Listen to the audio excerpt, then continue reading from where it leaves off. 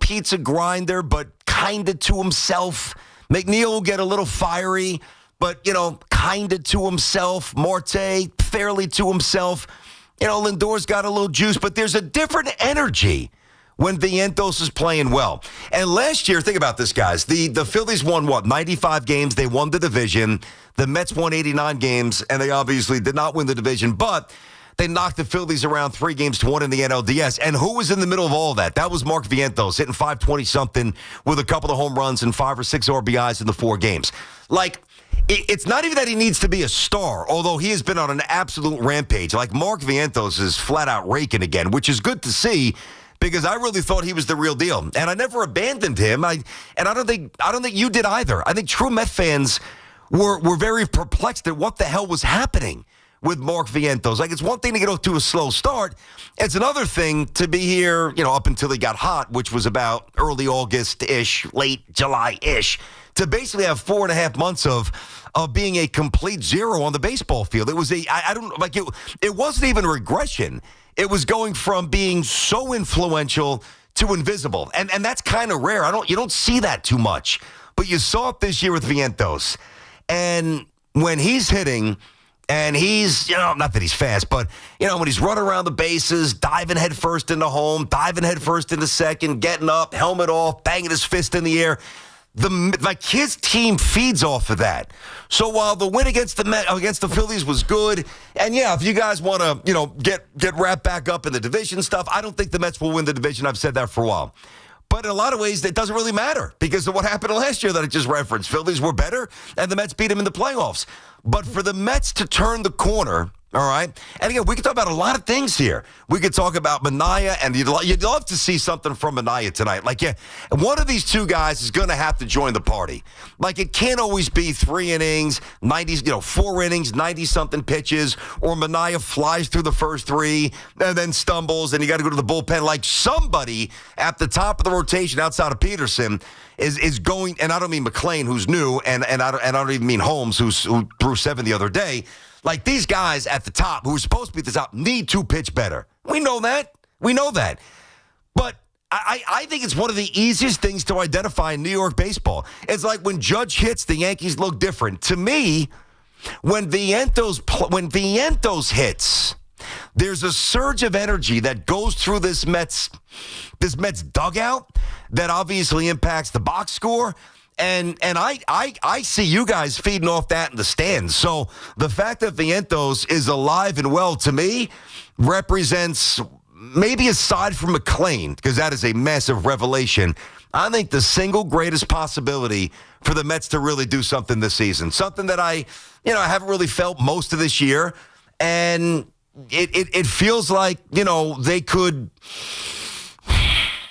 It feels like they could turn a corner if this guy's really real again. 888-808-1019, BT and Sound on the Fan inside of our Town Fair Tire studio. Our friends at Town Fair remind you that you always get the guaranteed lowest price on name brand tires from Connecticut to Maine. Nobody beats Town Fair Tire. Nobody. You know what I'm saying. You know it because you feel it. I'm watching it last night, and I've been watching him play every game now, and he's just been he's been red hot. And I think somebody like Vientos, some of you buried him. Some of you wanted to move on. Let's not get it fully twisted here. Many of you were dug in and you supported him. A lot of you said trade him. Trade him for this guy. Trade him for a starter. Trade him for that guy. You happy they didn't trade him? See, and that's part of the evaluation. Let me just branch into this for a second. So, there's the baseball stuff and there's the moves the Mets made and there's the moves that teams make. But then there's also the moves that you don't make that we kind of gloss over and don't really factor into the grand calculation of what a team is. And the fact that Stearns didn't flinch and didn't trade Vientos, that's got to be a massive check in the proper column for Stearns, who's taken some heat this year, and rightfully so. But you got to love what you're seeing from Vientos right now. You really do. 888-808-1019. It's BT and Sal on the Fan. I've talked about this, and you know this because you watch these games. When you play a baseball season, that's one of the reasons. We'll get to the Yanks later, but that's one of the things that's bothered me about the Yankees for a long time, aside from player development, is that they've become too corporate. They've become a little bit stale. Now, they've got more energy this year. They do, with Jazz and some other players. But over the years, they morphed into this grinding, electric, tough, talented team to a team that looked like they were just, punching in and punching out. And guys like Vientos, over the course of 6 months of baseball, where it's a drag. I mean, you're getting in 3, 4 in the morning. You're playing every day. It's monotonous. And if you're not having any sort of fun, it could be a real grind. And if you're not an elite team, which the Mets are not, well, then it's going to manifest itself negatively. I'm telling you, older players, they see Vientos doing that, and they get jacked up. They feel it. So it's a really, really, really, really good sign. Good win by the Mets. Not going nuts. Still don't think they win the division. But again, does it really matter when you get to October? It doesn't. It's been proven. All right, 888-808-1019. We get Charlie and Bethpage first up on the fan. Charlie. Hey, BT, how are you, buddy? What's Everything up, good? dude? Well, listen, I'm just going to tell you, believe it or not, I was at the Yankee game last night, and it was a lot of fun seeing the new stadium. I haven't been to the new stadium, but I had my pods listening to my Met game. I didn't know what two teams I was watching last night and hearing last night in my ears. Those are the teams that we should have here in New York. But when Vientos hits, the team follows. McNeil, when the bottom of the lineup starts hitting, that's what we needed, because we can't rely on the top four. We know what they can do. It's the bottom of the lineup, and everybody feeds off it now. But we need to get on a good run, because I'm still pissed off on Sunday not sweeping Washington. We should have walked away with a sweep. Losing that game after a 2-0 lead, it was just terrible. No, Charlie, hold on a second, Charlie. Yeah, no, the brutal loss, but you guys won 2 out of 3. Be fair, but I got you. That was a tough loss, no doubt. I thought Mendy was Here's the problem. spotty. Like, I'm at Yankee Stadium last night with my buddy, and you guys, same thing with you. I told him, you can't win the series. Washington, you got to sweep the series. Yeah. You want to be about, you got to bury these teams on the bottom. They're garbage. Yeah. And you know what? They got to put their throat down on them. And hold on, Charlie. Forget about the Yanks for a second. Here's my question. So, now, these are your words. You're a Mets fan. You were listening to the Mets game, I guess, listening, watching on whatever device, phone, I'm sure. Why were you at Yankee Stadium when the Mets were playing the Phillies? Yeah, well, you know what? Because my friend has tickets down to the Legends, and I wanted to go to Yankee Stadium. Okay? How do I say no to the Legends, bro? I got you. Hey, Charlie, I'm just asking. I mean, that's an acceptable answer. I'm not mad at you. All right, I'd probably do the same thing. Legends is that's a different planet. Good job. 888-808-1019. It's BT and Sal. How about that dope bomb complaining about whatever the hell the boom mics? I mean, that was ridiculous. What was going on? I'll obviously expand on that in a bit, but I mean, what a petty grievance that is. Like, that was a 19-minute delay. Poor Ronnie in the booth, they're like, hey, listen, I don't know, Turner put them, because the game, I guess, is on Turner TNT tonight. They're like, Ronnie, this is your thing. This network TV is your problem. He's like, I didn't do anything. No, it was the Mets, and it was Alec Baum. I don't know. I don't understand. I listen, even like when you were watching golf, like, this annoys me. God forbid somebody breathes too loudly or sneezes or coughs. You know, you've got that crazy cat. Excuse me, sir, silence. Shh. Please, little respect here. Like, dude, just do your job. Immerse yourself in your routine and swing the golf club. And those mics have been there since, 2017? And that bomb, get lost. Let me get Ronnie in Manhattan, BT and Sal on the fan. Ronnie, what's going on? BT, good morning. How you doing? Good, Ronnie. What's up, man? Good, nothing. I just got to touch on Vientos, and then I got a question about your days at Marist College. Go. I went to Siena, so I'll get to that in a second. All right. But with Vientos, I couldn't agree more. I'm 35 years old, and when I was 16, I was watching the 06 Mets, and Jose Reyes just had that spark plug. And Vientos just reminds me of that, with the helmet coming off and the sliding, like you said. It just seems, for a while, I think us Met fans were like, when Lindor's hitting, the team's on. But you're right. When Vientos is going, it's just, we feel unstoppable, and I feel like we can come back from whatever. I don't think we can recreate the OMG magic from last year, but there's just something special about him.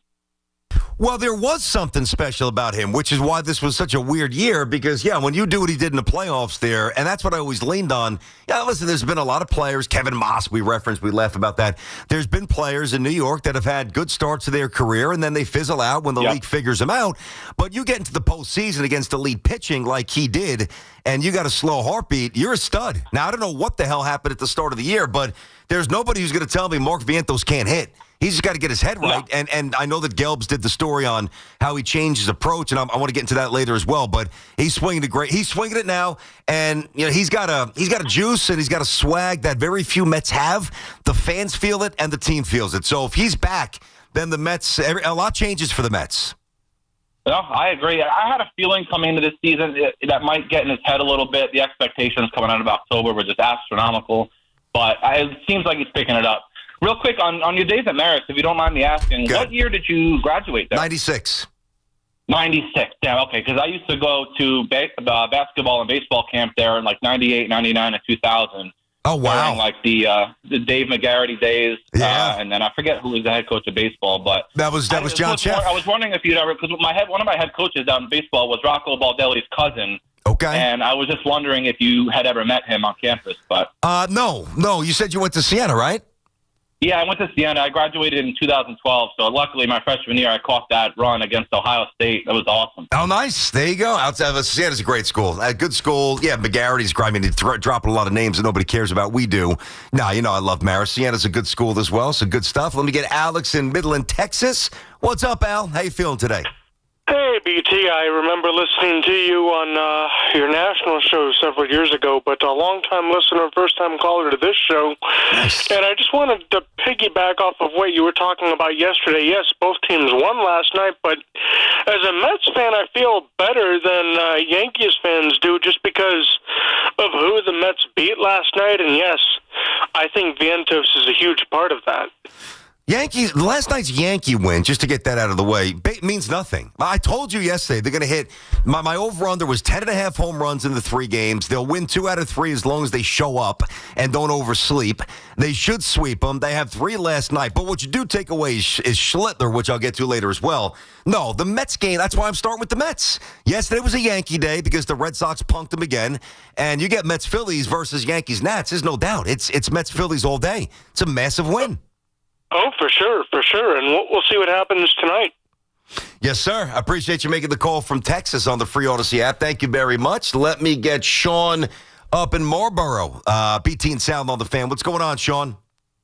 Hey, guys, just real quick last night. I'm just wondering, did the Mets have their grimace moment last night when Bohm picked out that microphone and said it affected his hitting? I really feel like that just changed the game around. So was Grimace in that microphone, and is this it in 2025? I think we're going to turn the season around today. Well, you might. All right, Sean, hold on. Say, Sean, hold on. You might. You might. I'm not saying that you won't. Matter of fact, there's a good chance that you could. What I would say is, why with the Mets is there's always got to be a moment, like a little something, like let's get the purple seat, let's have Iglesias doing a concert. How about the fact that the Mets got a $330 million payroll, they got a couple of All-Stars, and they almost won the World Series a year ago? How about that? It's all about momentum, my friend. It's all about momentum. Yeah. You get the momentum going. Yep. You turned it around last night, and once the team gets momentum, you can't stop them. Uncle Mo. That's what happened last year. Yeah, Uncle Mo. It's a real thing. Thanks for the call there, Sean. Hey, listen, along those lines, the squirrel who was dancing, and by the way, the Jets or the Giants had signed that squirrel. They really should. But that squirrel that was on the field, actually twice, I saw him Sunday, and then I think he made it back for an inning last night. And it's got to be the same squirrel. But now I'll take the gimmicks. That's where I'm at with the Yankees. Like, for forever, I'm like, Yankees don't need gimmicks. Yankees show up, and they step on the field, and they've got the aura, they've got the pinstripes, they got some studs. They're going to win the championship. Give me squirrels. Whatever it takes, I don't care. 888-808-1019. BT and Sal on the Fan. Sal is off. He's back tomorrow. All right, so the Vientos effect, it feels like it's going to be lasting. Like, that's what makes you feel good about this. It's not like he's a young kid that was up in Syracuse and is just getting a look now and had a couple of good games and the league's going to figure him out. Like, there's at least enough evidence from Vientos last year in a highly pressurized, month of baseball where he was an absolute star. So I believe this is real. I always thought Vientos could hit. What bothered me about Vientos this year is that he looked too entitled. And I've talked about this. I don't understand how you can hit, 4 or 5 home runs in October and have such a meaningful role and then come to spring training and start the season and you're jogging down the first base line. You're not hustling out of the box. You're in space at third base. Like, he didn't look ready to play. I don't know how else to say it. So maybe he had to get humbled. I know that they talked about his change of approach. That was a pretty good segment by Gelbs in the game last night. I'll talk about that as well. Whatever it is, when Vientos hits, the Mets are different. So that's the hope that you got to have moving forward the rest of the way. 888-808-1019, BT and Sal on the Fan.